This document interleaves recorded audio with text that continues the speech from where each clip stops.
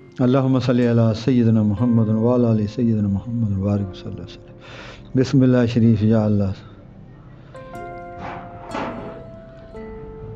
تیرے نام سے شروع کرتے ہیں۔ اللہ ہمیں بیان کرنے کی توفیق عطا فرما حضور کہ حالات پاک ہو جی۔ عہد شباب اور کسب معاش کا دور۔ عہد شباب اور کسب معاش کا دور۔ حضرت ابو طالب کی مالی حالت تسلی بخش نہ تھی۔ اہل و عیال کی کثرت نے اس کمزوری کو مزید تکلیف دہ بنا دیا تھا۔ اس لیے جب حضور 9-10 سال کے ہوئے تو آپ نے بعض لوگوں کے ریوڑ اجرت پر چرانے شروع کر دیے تاکہ اپنے محترم چچا کا ہاتھ بٹائیں۔ امام بخاری نے اپنی صحیح میں حضرت ابو ہریرہ سے روایت کیا ہے کہ حضرت ابو ہریرہ کہتے ہیں کہ رسول اللہ صلی اللہ علیہ وسلم نے ارشاد فرمایا کہ اللہ تعالیٰ نے کسی نبی کو مبعوث نہیں فرمایا مگر اس نے بکریوں کو چرایا ہے۔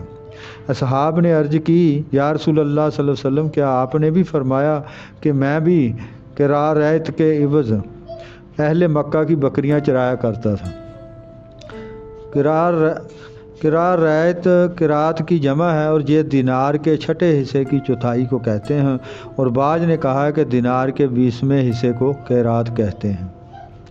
لیکن شیخ ابو زہرہ رحمۃ اللہ علیہ نے اس کا مفہوم بیان کیا ہے۔ لکھتے ہیں کہ بکریوں کے دودھ کا حصہ جو حضور اجرت کے طور پر لیا کرتے تھے اور جو حضرت ابو طالب کے اہل و عیال کے ساتھ بطور غذا استعمال فرمایا کرتے تھے۔ علامہ بدر الدین عینی نے عمدہ القاری میں ابراہیم حربی کے اس قول کو ترجیح دی ہے کہ قرائت ایک مقام کا نام ہے جو زیاد کے قریب تھا۔ قریش کا ہوائی پیشہ تجارت تھا۔ یمن کی بندرگاہوں پر مشرق اور مغرب بعید کے ممالک سے درآمد کیے ہوئے مال کو لے کر قریش شام کی منڈیوں میں پہنچاتے تھے اور وہاں سے مغربی ممالک یونان، فلسطین، مصر وغیرہ سے آیا ہوا مال لے کر یمن کی بندرگاہوں پر پہنچاتے تاکہ اس مال کو مشرقی ممالک کو برآمد کیا جائے۔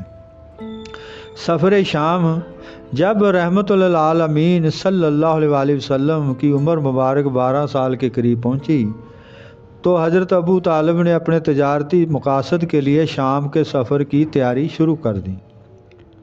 علامہ ابن خلدون نے عمر کے بارے میں 13 سال اور 17 کے 2 قول لکھے ہیں۔ جب آپ روانہ ہونے لگے تو رحمت عالم نے اپنے چچا کے اونٹ کی نکیل پکڑی اور اصرار کیا کہ مجھے بھی اپنے ہمراہ لے جائیں۔ حضور صلی اللہ علیہ وسلم نے آپ کی اونٹنی کی مہار پکڑ لی اور فرمایا میرے چچا آپ مجھے کس کے سپرد کر کے جا رہے ہیں؟ میرا نہ باپ ہے اور نہ ماں۔ چنانچہ ابو طالب آپ کو ساتھ لے جانے پر تیار ہو گئے اور آپ کو اپنی اونٹنی پر اپنے ساتھ سوار کر لیا۔ کئی دنوں کی مسافت کے بعد یہ قافلہ بصرہ پہنچا تو وہاں عیسائی راہبوں کی ایک خانقاہ کے نواح میں شب بصری کے لیے قیام کیا۔ شب بصری کے لیے اس خانقاہ میں ایک عیسائی راہب عرصہ دراز سے سکونت پذیر تھا۔ اس کا نام جرجیس تھا لیکن بحری کے نام سے مشہور تھا۔ بحریہ سریانی لفظ ہے، اس کا معنی عبقری اور نابغہ ہے، یعنی ازہد، دانشمند اور علامہ روزگار۔ کہتے ہیں کہ حضرت عیسیٰ علیہ السلام کے حواریوں کو جو خصوصی علوم عطا کیے گئے تھے وہ نسلاً بعد نسل چلے آتے تھے، اور اس زمانہ میں ان علوم کا امین یہی بحری راہب تھا۔ قریش کے تجارتی کارواں ہمیشہ اس راستہ سے گزر کرتے تھے لیکن اس نے کبھی ان کی پرواہ نہیں کی تھی۔ وہ ان سے گفتگو کرنے کا کارواں دار بھی نہ تھا، لیکن اس دفعہ جب یہ قافلہ اس کی وادی میں داخل ہوا تو اس نے اپنی خانقاہ سے دیکھا کہ ایک نوخیز بچہ پر بادل کا ایک ٹکڑا سایہ فگن ہے۔ وہ بچہ جدھر جاتا ہے بادل کا ٹکڑا اس کے ساتھ ساتھ جاتا ہے۔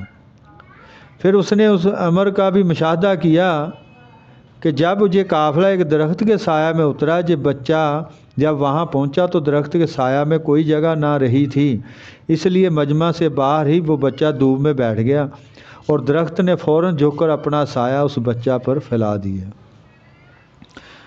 بحری نے جب اپنی خانقاہ کے دریچہ سے یہ منظر دیکھا، اسے خیال آیا کہ جس نبی صادق و امین کے اہم منتظر ہیں اور جس کی علامات ہماری کتب میں مرقوم ہیں، کہیں یہ جوان وہی تو نہیں ہے؟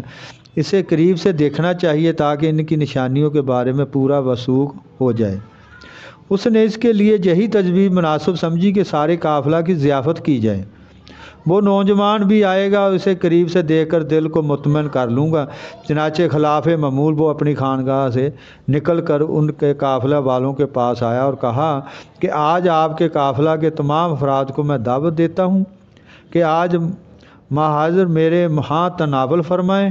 اس طرز عمل سے سارا قافلہ سراپا حیرت بنا ہوا تھا۔ آخر ایک شخص سے نہ رہا گیا اور اس نے پوچھ ہی لیا کہ اے بحری، آپ کے طرز عمل نے ہمیں حیران کر دیا ہے۔ پہلے بھی ہم جہاں سے بارہا گزرے ہیں، لیکن آپ نے ہماری طرف کبھی توجہ تک نہ کی۔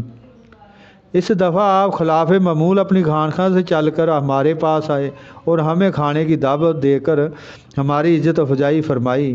آپ کے طریقہ کار میں یہ بین توافت کیوں؟ بحری نے بات کو ٹالتے ہوئے کہا کہ بے شک آپ درست کہہ رہے ہیں، لیکن آخرکار آپ ہمارے مہمان ہیں۔ اپنے مہمانوں کی عزت کرنا اور ان کی ضیافت کا شرف حاصل کرنا ہمارا فرض ہے۔ جب مقررہ وقت آیا تو قافلے کے سارے افراد بحریہ کے ہاں گئے۔ اس نے بڑے اہتمام سے ان کا خیر مقدم کیا، لیکن جس جان عالم کے لیے وہ بڑی بے تابی سے اپنی آنکھیں فرش راہ کیے ہوئے تھے، وہ کہیں نظر نہیں آ رہا تھا۔ اس نے پوچھا کہ آپ میں سے کوئی اور رہ تو نہیں گیا؟ انہوں نے بتایا کہ تمام لوگ آ گئے ہیں، صرف ایک بچہ پیچھے رہ گیا ہے، اسے ہم اپنے خیموں اور اونٹوں کی حفاظت کے لیے چھوڑ آئے ہیں۔ اس نے اصرار کیا کہ اسے بھی ضرور بلاؤ، اس قافلے کا کوئی فرد چھوٹا ہو یا بڑا، غلام ہو یا آزاد، پیچھے نہ رہے۔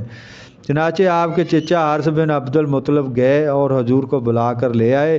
اس پیکر نور سعادت کے آنے سے بحری کے دل بے قرار کو قرار آ گیا اور وہ حضور کو پہچاننے کے لیے ٹکٹکی باندھ کر رخ انور کو دیکھنے میں محو ہو گیا۔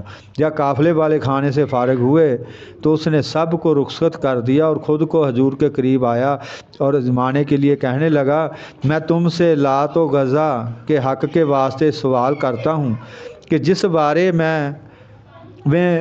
بارے میں میں آپ سے پوچھوں آپ مجھے اس کا جواب دیں۔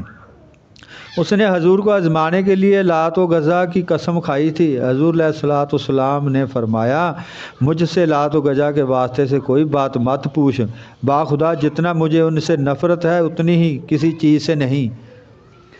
بحریہ نے کہا، تو میں اللہ کے واسطے سے عرض کرتا ہوں کہ جو میں آپ سے پوچھوں گا اس کا جواب آپ مجھے مرحمت فرمائیں۔ حضور نے فرمایا، اب جو تمہارا جی چاہے پوچھو، میں اس کا صحیح جواب دوں گا۔ وہ حضور سے آپ کی نیند و بیداری وغیرہ کی کیفیت کے بارے میں دریافت کرتا رہا۔ حضور جواب ارشاد فرماتے رہے۔